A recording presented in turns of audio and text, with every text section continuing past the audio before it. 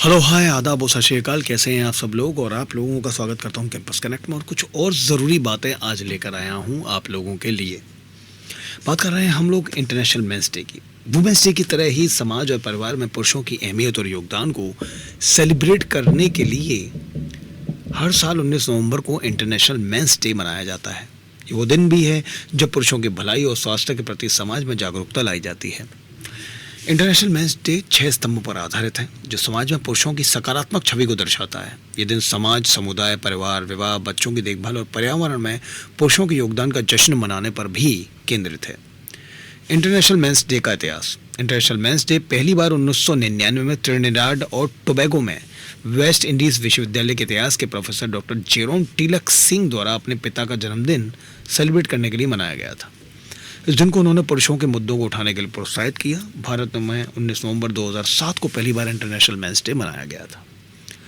International men's day का महत्व। International men's day मनाने का मुख्य उद्देश्य पुरुषों की भलाई और स्वास्थ्य, उनके संघर्ष और उनके सामाजिक कंडीशन के बारे में समाज को बताना है जो पुरुष सालों से सहते आ रहे हैं और करते आ रहे हैं। इस दिन पुरुषों के साथ होने वाले भेदभाव के विषय में भी बात की जाती है और बेहतर जेंडर रिलेशंस बनाने का वादा किया जाता है। ये सारी की सारी सूचनाएं जो हैं सामान्य मान्यताओं वाली हैं और आप लोगों के पास मैं लेकर आया हूं हिंदी.news18 के सौजन्य से।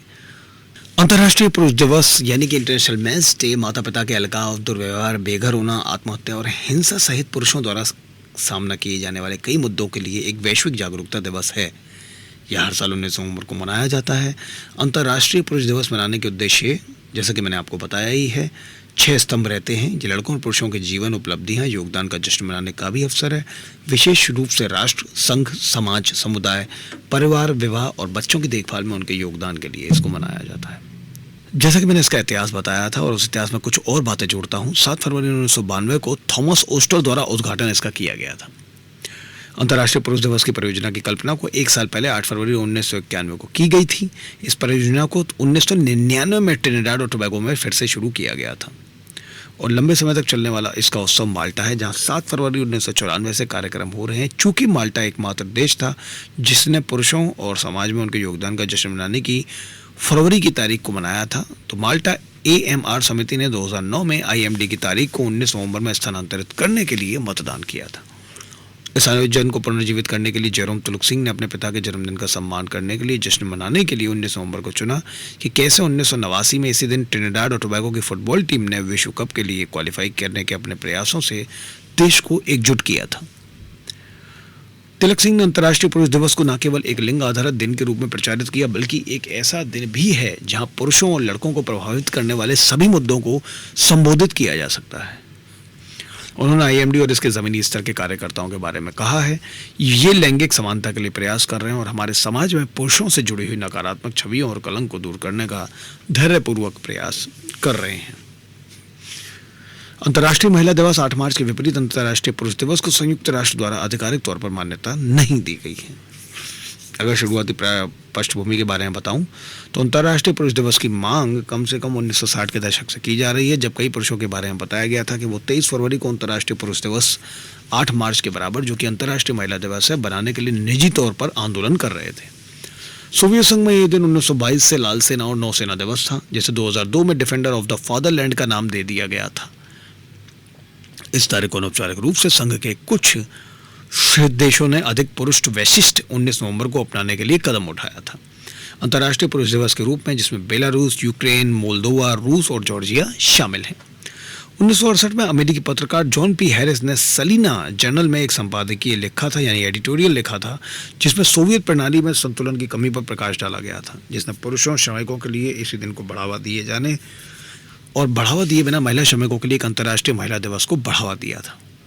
हैरिस ने कहा कि हालांकि उन्होंने सोवियत महिलाओं को उनके गौरवशाली मार्च दिवस के लिए नापसंद नहीं किया, लेकिन इसके परिणाम स्वरूप होने वाली लैंगिक असमानता स्पष्ट रूप से कम्युनिटी प्रणाली में एक गंभीर दोष को प्रदर्शित करती है, जो लिंगों को दिए गए समान अधिकारों को बहुत कम करती है।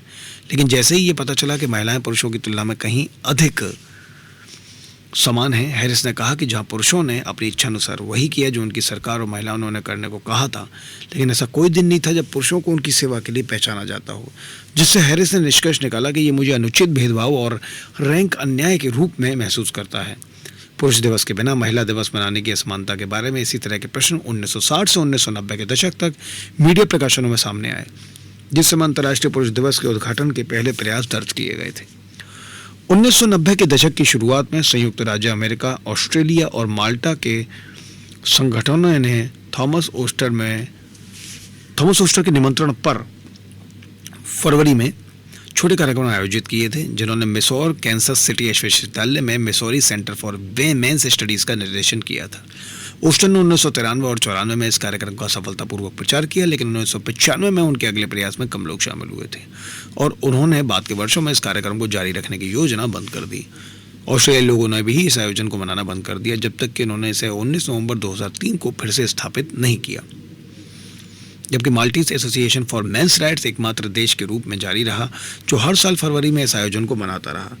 पूर्व में एकमात्र देश होने के नाते जो अभी भी मूल फरवरी तिथि का पालन करता है, माल्टा की AMR समिति ने शेष विश्व के साथ समन्वय स्थापित करने के लिए 19 नवंबर को इसी दिन को मनाने की शुरुआत करने के लिए 2009 में मतदान किया था। हालांकि अंतर्राष्ट्रीय पुरुष और महिला दिवस को लिंग केंद्रित कार्यक्रम माना जाता है, लेकिन वो वैचारिक दर्पण छवियां नहीं है, क्योंकि वे उन मुद्दों को उजागर करते हैं जिन्हें पुरुषों या महिलाओं के लिए अद्वितीय माना जाता है। IMD का इतिहास मुख्य रूप से उन मुद्दों को मानने से संबंधित है जिन्हें पुरुषों और लड़कों के अनुभवों के लिए अद्वितीय माना जाता है। साथ ही सकारात्मक भूमिका मॉडल पर जोर दिया जाता है, जिसे विशेष रूप से सामाजिक संदर्भ में आवश्यक माना जाता है। आप लोगों के पास लेकर आया था इंटरनेशनल मेंस डे। सभी मेंस को और इंटरनेशनल मेंस डे पर आप सभी लोगों को बधाइयाँ देता हूँ। Thank you so much.